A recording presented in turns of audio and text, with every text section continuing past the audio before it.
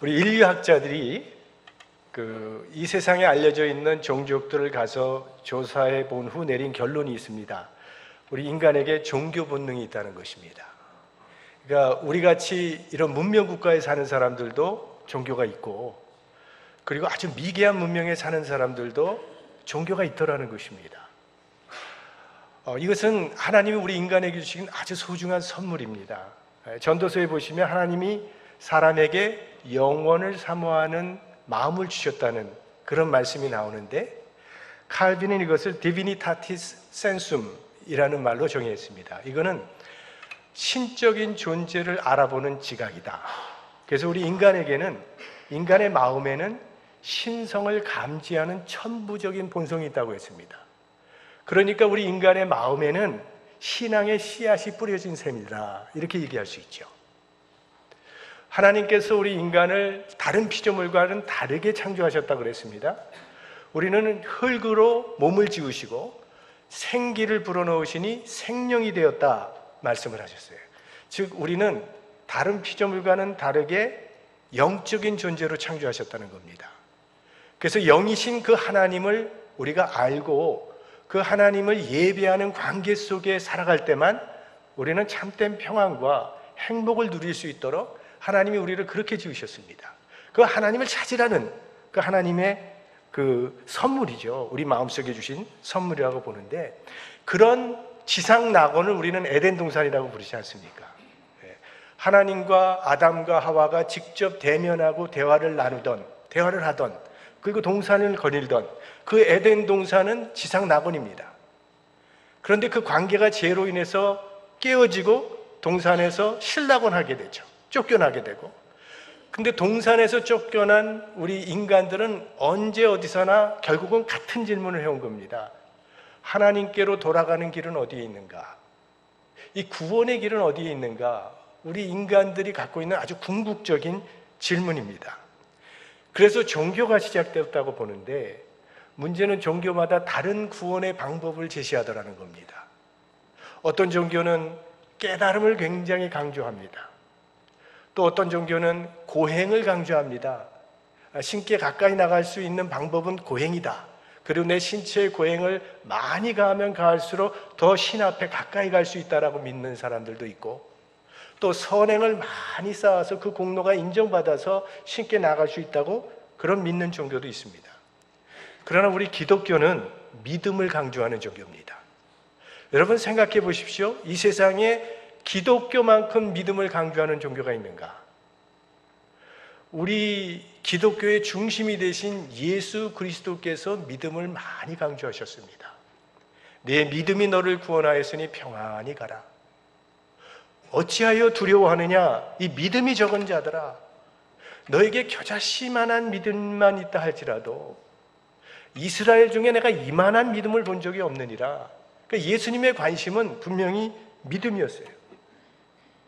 사실 우리가 지금 신앙생활하고 있는데 얼마나 우리가 교회에서 이 믿음이라고 하는 말을 많이 사용합니까? 저 사람 참 믿음이 좋다고, 저 사람은 좀 믿음이 아직은 좀 부족한 것 같다고.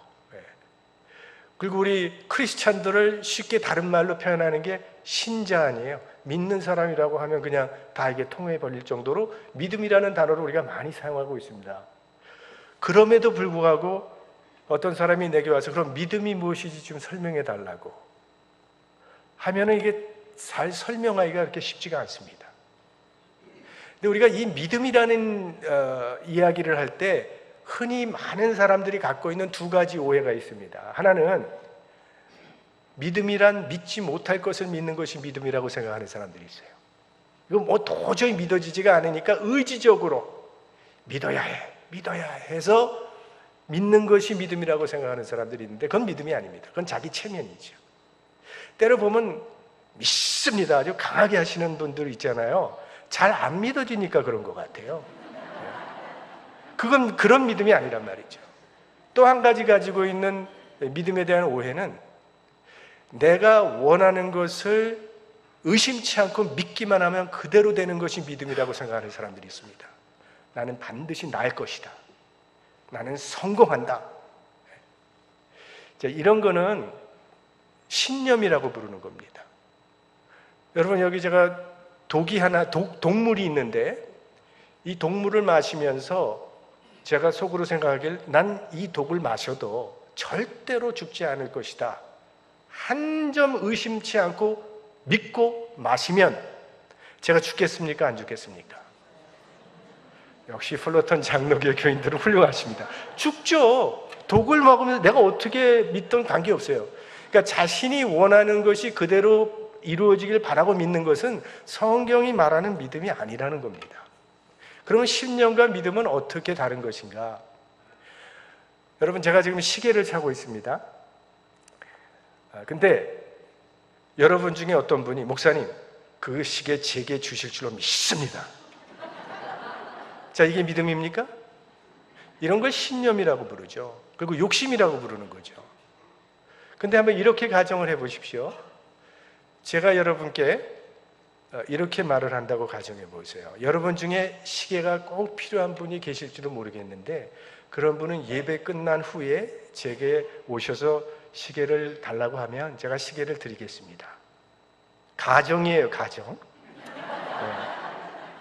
그런데 예배 끝난 후에 어떤 분이 제게 오셔서 목사님, 그 시계 제게 주십시오 했다면 그게 믿음입니다.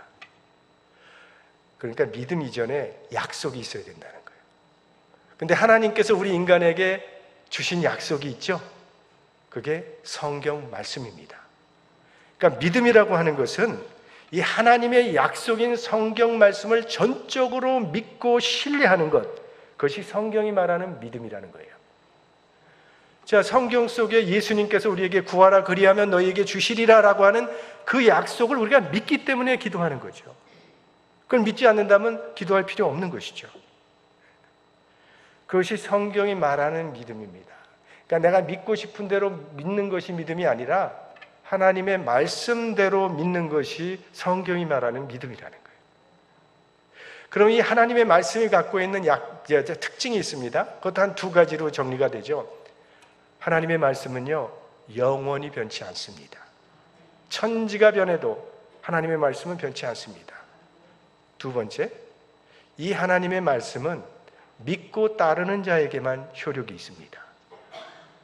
자, 제가 시계를 드린다 그랬어요. 근데 여러분들이 생각하시기를 에이, 그런 비싼 시계를 그냥 줄 리가 있나? 의심하고 믿지 않고 지나가 버리면 그 약속은 여러분과 아무 상관이 없어져 버립니다. 성경 민수기에 보시면 이스라엘 백성이 모세와 하나님을 끊임없이 불평하고 원망하니까 하나님께서 그들을 심판하시는데 불뱀을 보내서 심판을 하십니다. 이스라엘 백성들이 불뱀에 물려서 고통스럽게 죽어가는데 그 모습을 보고 모세가 하나님께 이 백성을 구원해달라고 간절하게 기도를 하니까 하나님께서 그 기도를 들어주셔서 주신 응답이 뭡니까? 놋뱀을 만들어서 높은 장대 위에 달라. 그걸 바라보는 자는 살리라. 그래서 모세가 그 놋뱀을 높은 장대 위에 걸고 외치기 시작하죠. 여러분, 불뱀에 물려서 고통스럽게 죽어가는 여러분, 이 놋뱀을 바라보십시오. 그럼 살 것입니다. 그때의 이스라엘 백성의 반응은 두 가지로 나타났습니다. 하나는 끝까지 고집을 부리며 거부하는 백성들이 있었어요. 내가 지금 독이 퍼져 죽어가고 있는데 해독제를 줄 것이지 뭐 놋뱀을 바라보는 게 말이나 되는 얘기냐? 불평하면서 끝까지 거부하고 쳐다보지 않은 목이 곧은 백성들 다 죽었습니다. 하지만 모세의 그 외친 그 말씀 그대로 바라보는 자는 모두 구원을 받았습니다. 자, 그렇다면 그 놋뱀 속에 무슨 능력이 있길래 그렇게 죽어가던 자도 놋뱀만 바라보면 살아나는 것인가? 그것은 아무도 모릅니다. 단지 하나님께서 그렇다고 하시니까 그렇게 믿는 것이에요. 그게 십자가의 복음입니다.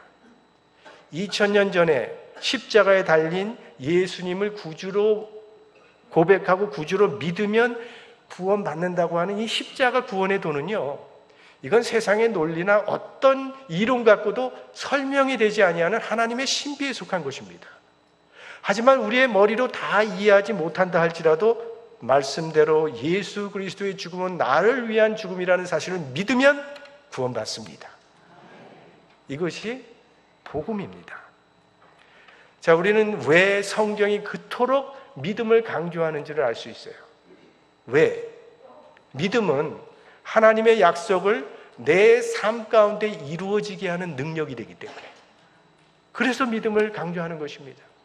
믿음이 없이는 하나님을 기쁘시게 하지 못하나니 하나님께 나아가는 자는 반드시 그가 계신 곳과 그가 자기를 찾는 자들에게 상 주시는 이심을 믿어야 할지니라. 믿습니까? 그래서 믿음을 강조하는 것입니다. 오늘 저희들이 읽은 이 히브리서 11장은 믿음장이라고 부르는 장에 처음 서론 부분 1절과 2절을 읽었는데, 이 1절 말씀 속에 아주 믿음이 무엇이냐, 믿음의 정의를 아주 명쾌하게 내려주고 있습니다. 두 가지로 내려줬습니다. 첫 번째는요, 믿음은 바라는 것들의 실상이라고 했어요. 근데 바라는 것들의 실상이라는 게 무슨 뜻인가? 이걸 좀 풀어서 해석을 해보면, 믿음은 미래의 약속을 지금 내 삶 가운데 누리며 살아가는 능력이라는 그런 뜻으로 해석이 됩니다. 지금 이루어지지 않았어요? 그렇지만 이루어진 것처럼 살아가는 것이 믿음이라는 거예요. 자, 사랑하는 두 남녀가 서로를 뜨겁게 사랑하는데 남자가 멀리 유학을 가야 되는 그런 상황이 되었습니다. 근데 사랑하니까 떠나기 전에 남자와 여자가 약속을 했어요.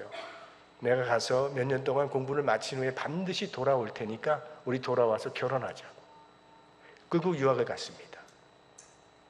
이 자매는 평소에도 많은 청년들이 관심을 갖고 있는 자매입니다. 그래서 결혼하자고 이 사람도 와서 요청을 하고 저 사람도 와서 요청하지만 다 노. 결혼 적령기가 넘어가고 있는데도 불구하고 뭐 초조한 것도 없고 아주 평안한 마음이에요. 자, 이 여인은 미래의 약속을 현재 자신의 삶 속에서 누리고 살고 있는 믿음의 소유자라고 말할 수 있죠.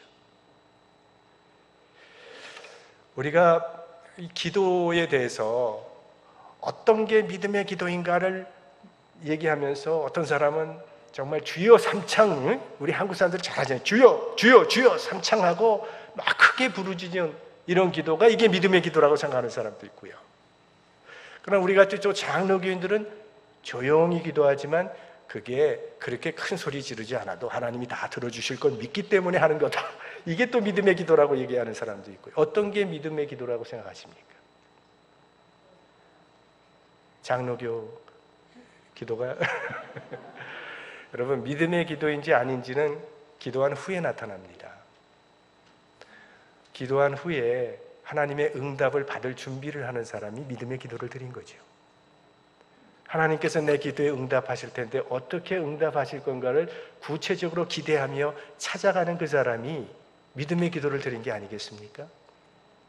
참 기도는 열심히 드리는데 응답받을 준비는 응답을 찾지 않는 사람도 많이 있습니다. 우리 목회자들은 교인들로부터 기도 요청을 좀 많이 받는 편입니다. 그러면 그래도 예, 알겠습니다. 기도하겠습니다. 말만 하고 안 하면 안 되잖아요. 기억하고 있다가 기도를 합니다. 근데 한참 하다가 이제 좀 궁금해지잖아요. 그거 어떻게 됐는지 궁금해져요. 근데 얘기를 안 해주니까 물어본다고요. 집사님 그거 어떻게 됐어요? 뭐가요? 네. 자기는 기도 부탁한 사실도 잊어버리고 있고 무슨 기도 부탁을 했는지도 모르는 그런 분도 계십니다. 그런 분들은 응답을 줘도 이게 응답인지 알지도 못해요, 사실은. 우리 아합 왕 때에 이스라엘 백성들을 하나님께서 심판하시는데 우상 숭배로 말미암아 3년 반 동안 하늘문을 닫고 비를 내려주지 않는 그런 심판을 하나님께서 내리셨었죠. 근데 이제 3년 반 후에 엘리야가 이제 하나님 하늘문을 열어달라고 이제 비를 내려달라고 기도를 하는데 엘리야가 기도하면서 그때 왕에게 하는 말이 있습니다. 왕이여, 비에 막히지 않도록 마차를 타고 내려가십시오. 그게 뭐예요? 하나님께서 엘리야의 기도, 자신의 기도에 응답할 거라는 확신이 있었거든요. 과연 하나님께서 엘리야의 기도에 즉시 응답해 주셨습니다. 기도는 반드시 응답이 있습니다. 하지만 그 하나님의 응답의 방법은 우리가 원하는 것과 다르고 하나님이 응답하는 시간이 우리와 다른데 또 믿음이 필요한 거죠. 우리 인간관계를 인격적인 관계로 맺어야 된다라는 말을 많이 하죠. 그리고 그래야죠. 상황에 따라 요럴 땐 요렇게 되고 저럴 땐 저렇게 되는 건 그건 이해관계죠. 그건 인격적인 관계가 아니거든요. 우리 인격적인 관계 중에 가장 좋은 example이 결혼 서약이라고 생각을 해요. 우리가 결혼을 서약할 때 기쁠 때나 슬플 때나 아플 때나 건강할 때나 부유할 때나 가난할 때나 삶의 어떤 경우를 만날지라도 변치 않을 것을 서약합니다. 그리고 서약하고 결혼하잖아요. 그게 인격적 관계란 말이에요. 결혼은 인격적 관계가 돼야 된다는 거예요. 근데 만약 여기에 단서를 붙인다면요. 더 괜찮은 사람 나타나면 무효. 그리고 이건 아주 이해관계가 되는 거죠. 이건 결혼의 관계가 성립되지 않는 거죠. 하나님과 우리의 관계는요, 결혼 서약과 같은 관계입니다. 삶의 어떠한 경우를 만날지라도 변하지 않는 게 하나님과 우리와의 관계입니다. 인격적인 관계예요. 근데 우리는 기도할 때 조건을 거는 경우가 많거든요. 하나님 이거 꼭 돼야 됩니다. 이거 잘 되게 하셔야 저도 하나님 섬기지. 이거 하나님 잘 안 되기만 해요. 저도 이렇게 협박조로 또 기도하는 그런 분들도 계시단 말이죠. 이게 이해관계죠. 여러분, 만약 하나님께서 우리를 이해관계로 대하신다면 오늘 우리가 이렇게 와서 주님께 예배 드릴 수 있을까요?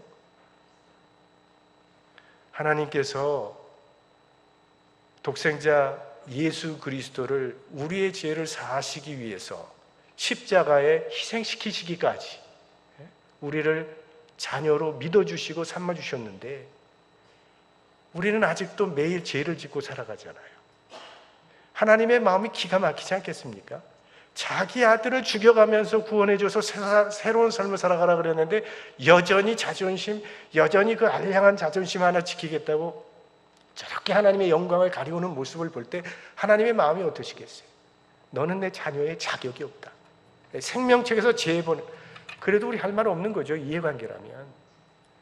우리가 정말 감사한 것은 하나님은 우리가 하나님의 말씀에 순종하는 삶을 살아갈 때도 우리를 자녀로 불러주시는 하나님이시지만 우리가 죄 가운데 부끄럽고 자격 미달의 모습으로 이렇게 올지라도 우리 모습 그대로 받아주시는 자비의 하나님이시라는 것이 얼마나 감사한지 모릅니다.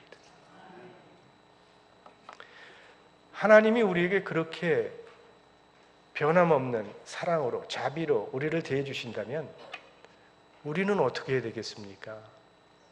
우리도 어떤 상황 가운데서도 오직 주님만 바라보아야 그것이 믿음이 아니겠습니까?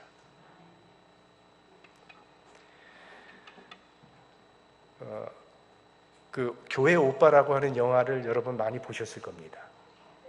저는 그 브레아 무슨 영화관에 사는 그 영화는 못 봤지만 그 스토리를 좀 읽어봤는데요. 그 집사님이 37살에 대장암에 걸렸죠. 대장암 4기. 그리고 바로 어머니가 그런 사실을 알고 무슨 일인지 모르지만 어머니는 자살을 하고 자기 아내는 또 연이어서 혈액암 4기. 뭐 정말 고난이 겹치고 겹친 거죠. 욥이라고 불러야 될 만큼 그런 힘든 가운데서도 그 다큐멘터리가 우리에게 보여주는 것은 그래서 여전히 그런 상황 속에서 오직 주님 앞에 서려고 노력하는 그 치열한 믿음의 싸움을 하고 있는 그 이관희 집사님이라는 그분의 인생을 우리에게 보여주면서 마지막 40세에 하나님의 부르심을 받을 때까지 끝까지 믿음을 지켰던, 죽음조차도 그의 믿음을 막지 못했던 그 모습을 보면서 얼마나 많은 사람들이 심령의 감동을 받았습니까? 믿음은 죽음보다도 강한 것입니다. 우리 믿는 자들의 소망이 뭐예요? 하나님께서 우리 믿는 자들에게 주시는 궁극적인 보상은 부활의 생명 아닙니까?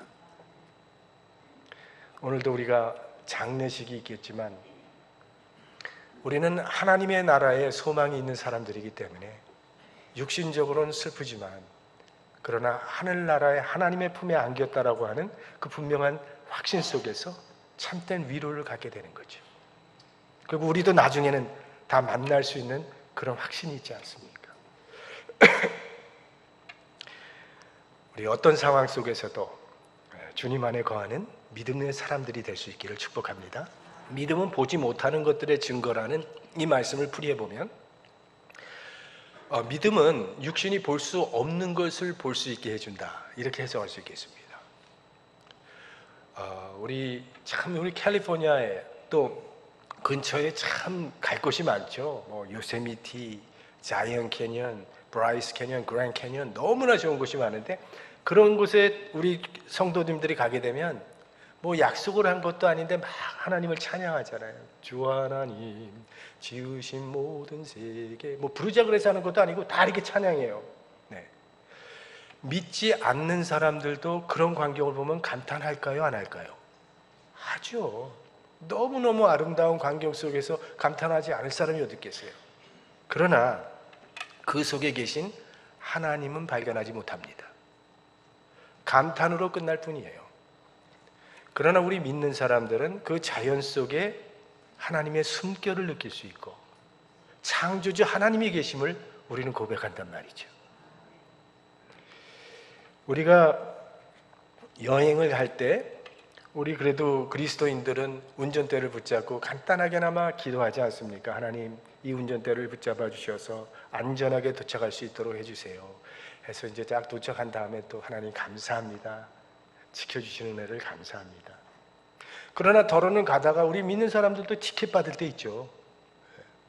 근데 티켓을 받고도 또 우리는 감사합니다 그러죠.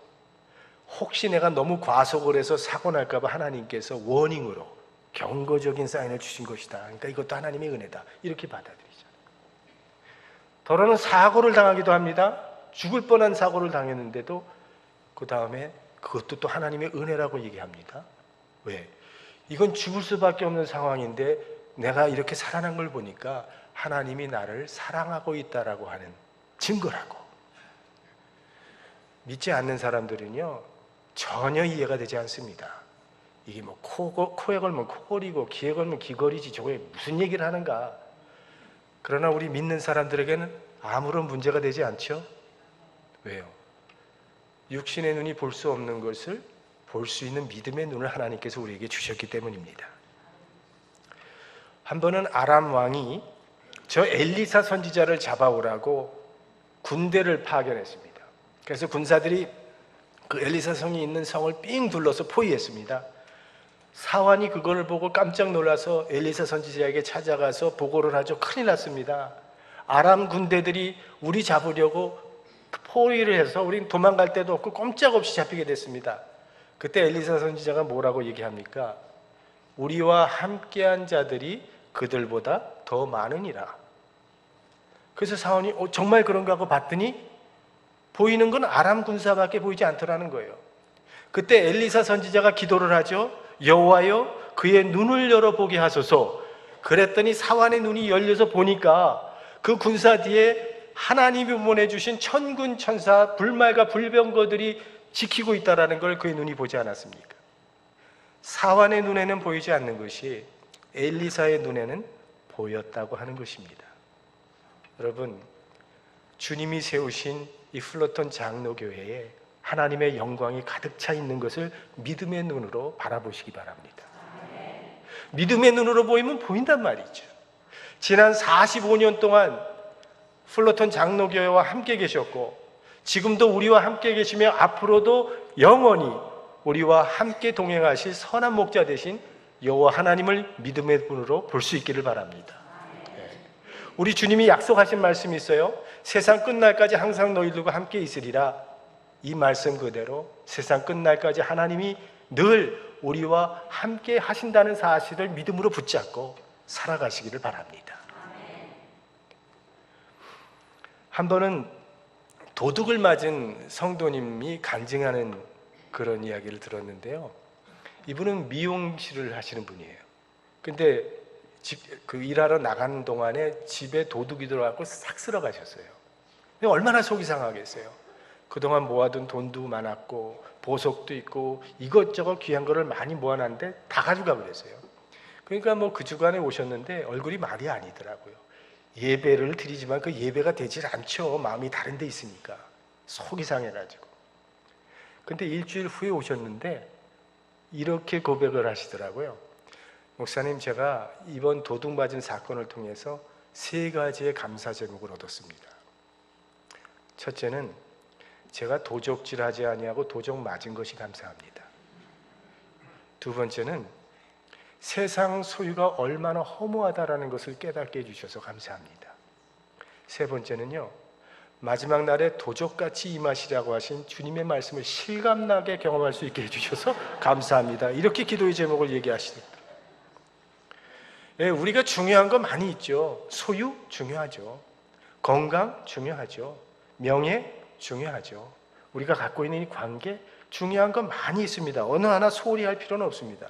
그러나 궁극적으로 따져 들어가 보면 가장 중요한 것은 믿음 하나입니다. 왜? 믿음이었으면 이거 다 소유했다 할지라도 구원받지 못하니 아무 소용이 없는 것이죠. 한 번은 수술을 앞두고 있는 성도님을 신방했는데 이분이 말씀하시기를 의사 선생님이 얘기하는데 이거 아주 힘든 병이라고 합니다. 아주 희귀한 병이래요. 그래서 수술은 하지만 굉장히 어려운 수술이니까 그렇게 알라고 얘기했다는 거예요. 그러면서 바로 그 다음에 무슨 얘기를 하시냐면 하나님이 나를 사랑하시기 때문에 이 병을 제게 주신 것입니다. 제가 그동안 너무 세상 재미에 빠져서 신앙생활 제대로 못하고 있었는데 하나님이 나를 사랑하시고 나의 믿음을 회복시켜 주시기 위해서 이 병을 내게 주신 것이라고. 이전에는 제가 예배드리러 교회에 오지만 몸만 왔지 예배 제대로 드리지 못했다는 거예요. 그러나 이제는 무슨 말씀을 해도 제 귀에 분명하고 확실하게 들어온다고 이렇게 말씀하시더라고요.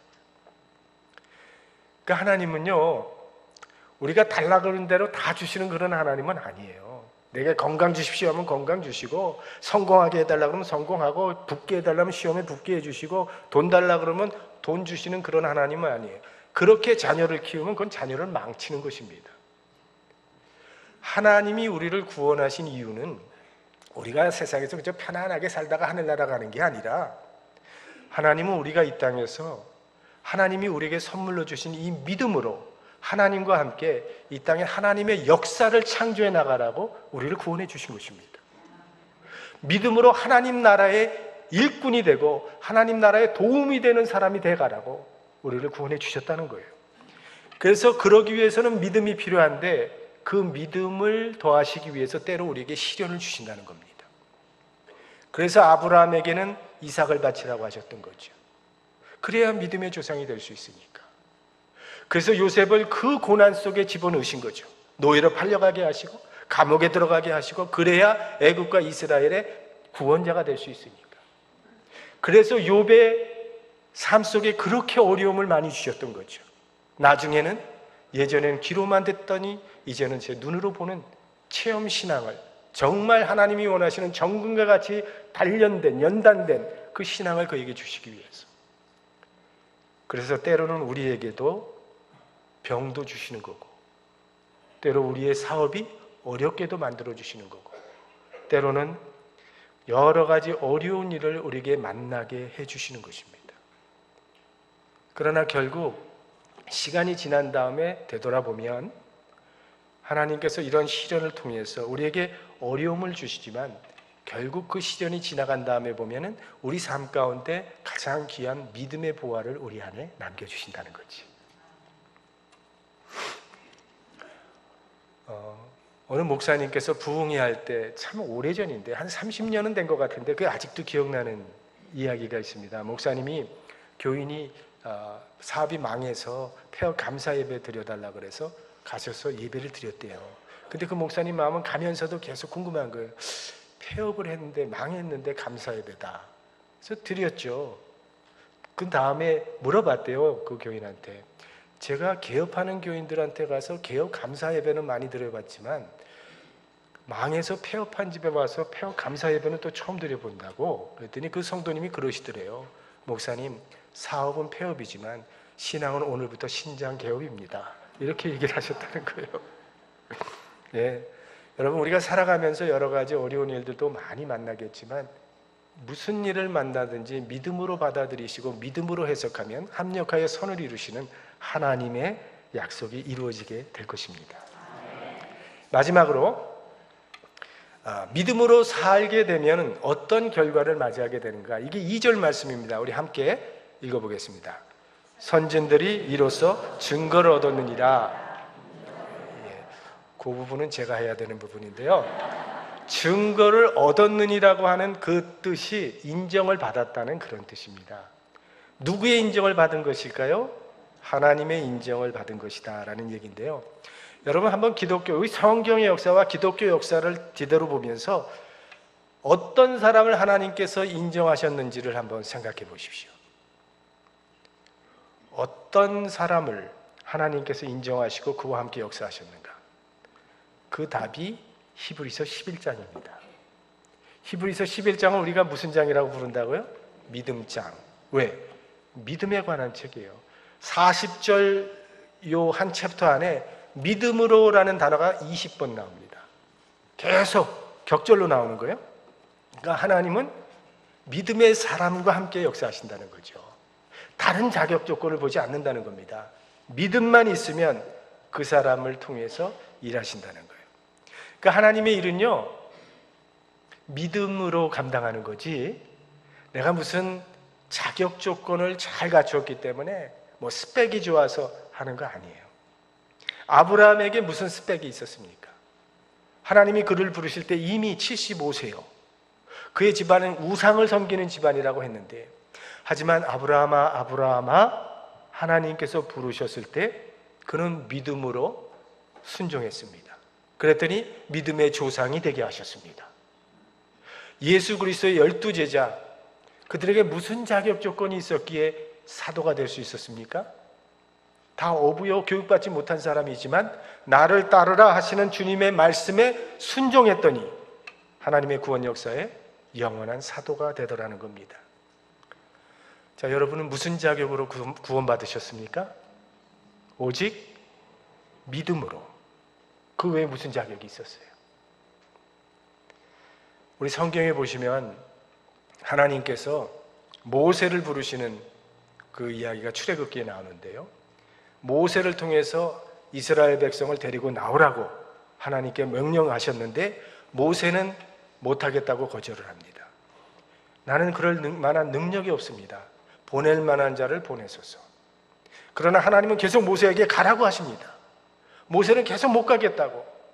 하나님이 하도 가라고 하니까 그러면 능력을 주십시오. 능력을 받아야 그런 일을 할 수 있지, 그냥 이대로 갔다가는 출애굽은 고사하고 제 목숨 하나 챙기기가 어렵겠습니다. 그런데도 하나님은 계속 모세에게 가라고 하시는 거예요. 그래서 할 수 없이 모세가 하나님의 말씀대로 가서 바로 앞에 딱 섰더니 그때부터 하나님의 능력이 모세를 통해서 나타나더라는 거죠.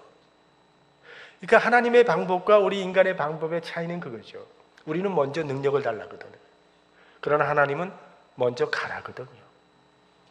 그게 다른 거죠. 교회에서 여러 가지 사역에 얼마나 많은 일꾼이 필요합니까? 그래서 가서 부탁을 합니다. 집사님, 이런 일이 있는데 좀 이런 일 좀 맡아서 우리 한 해 사역해 주실 수 있겠습니까? 그럼 하죠. 이런 분도 계시지만 여러 가지 핑계가 많아요. 지금은 제가 시간이 없습니다. 제가 사업하느라 너무 바쁘고요. 마음의 여유도 없고요. 이런 일은 다 지난 다음에 하겠습니다 하는 사람 치고 하시는 분 못 봤어요. 여러분, 하나님의 일은요, 지금 이 자리에서 믿음의 결단으로 하는 것입니다. 그저 믿음으로 순종하고 나아가면 능력은 하나님께서 감당할 수 있는 능력도 주신다는 거예요. 그게 선교사님들이라고나 생각을 합니다.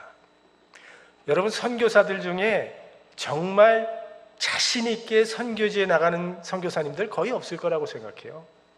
언어도 다르지, 아는 사람 한 사람도 없지, 정말 두렵고 떨리는 가운데 그러나 하나님이 말씀하셨으니까 가보는 거죠.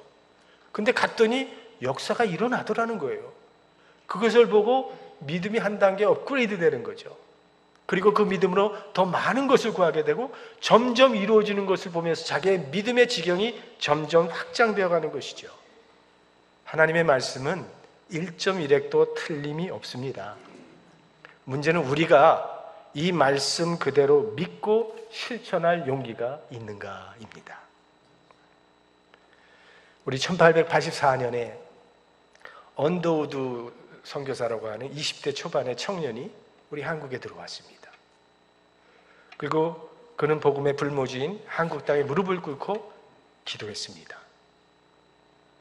그 기도의 내용을 아주 짤막하게 요약해서 여러분께 한번 소개해 볼까요? 잘 아시는 그런 내용인데 언더우드의 기도가 아니라고 말하는 사람도 있지만 언더우드의 기도라고 그동안 우리가 쭉 들어왔던 것처럼 주여 지금은 아무것도 보이지 않습니다.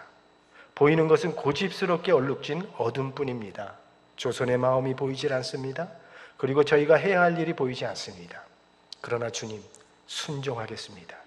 겸손하게 순종할 때 주께서 일을 시작하시고 그 하시는 일을 우리들의 영적인 눈이 볼 수 있는 날이 있을 줄 믿나이다. 믿음은 바라는 것들의 실상이요 보지 못하는 것들의 증거라고 하신 말씀을 따라 조선의 믿음의 앞날을 볼 수 있게 될 것을 믿습니다.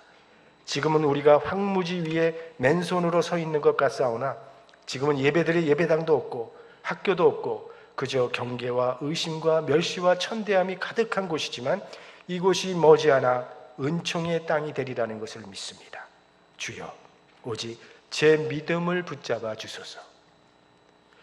여러분 135년 전에 말도 통하지 않고 문화도 다르고 아는 사람 한 사람도 없는 이국 땅에 물론 선교하러 왔다고는 하지만 아마 그 당시 언더우드 선교사 그 자신도요 자기의 그 믿음이 오늘날 이렇게 위대한 역사를 이룰 것이라고 하는 것은 상상도 하지 못했을 것입니다. 사랑하는 성도 여러분, 하나님은 오늘도 믿음의 사람들과 함께 하나님의 역사를 이루어 가십니다. 그래서 우리를 부르시는 것입니다. 우리가 어떠한 믿음을 가지고 있는가, 그것이 우리의 인생을 결정할 것이고 앞으로 플러턴 장로교회의 미래를 결정하게 될 것입니다. 하나님의 부르심과 기대가 있습니다.